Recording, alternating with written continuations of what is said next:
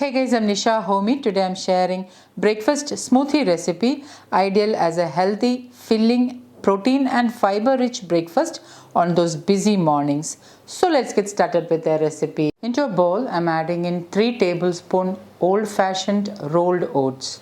Into this I'm adding in some water and I'm allowing the oats to soak for about 15 minutes.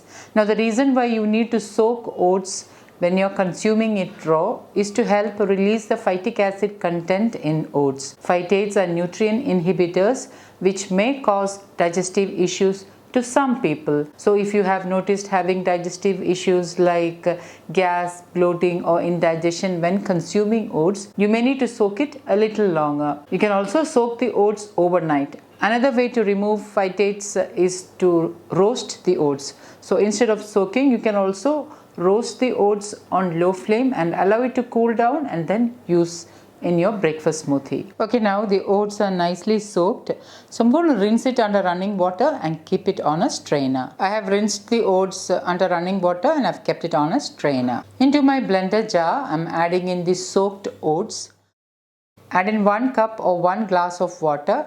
These days I prefer to use structured water. Structured water is nothing but water stored overnight in a copper vessel. 2 soft medjool dates. Medjool dates are really soft and it is easily blendable. Hence I prefer to use medjool dates in my recipes.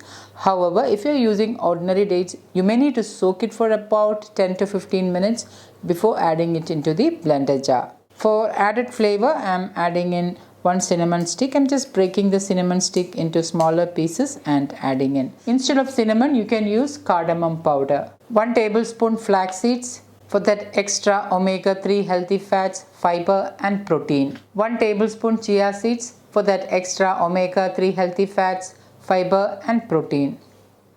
For added healthy fats, protein and fiber, I'm adding in 2 tablespoons of tahini. Tahini is nothing but sesame seeds paste. If you don't have tahini at hand, you can just dry roast white sesame seeds and blend it in your small chutney grinder to make tahini paste. You can also use peanut butter instead of tahini. And lastly, I'm using 1 ripe banana. I'm using a local variety banana which is common in Kerala known as Nendran. You can use any local variety of banana which is easily accessible. And now I'm going to blend this until everything is smooth and creamy.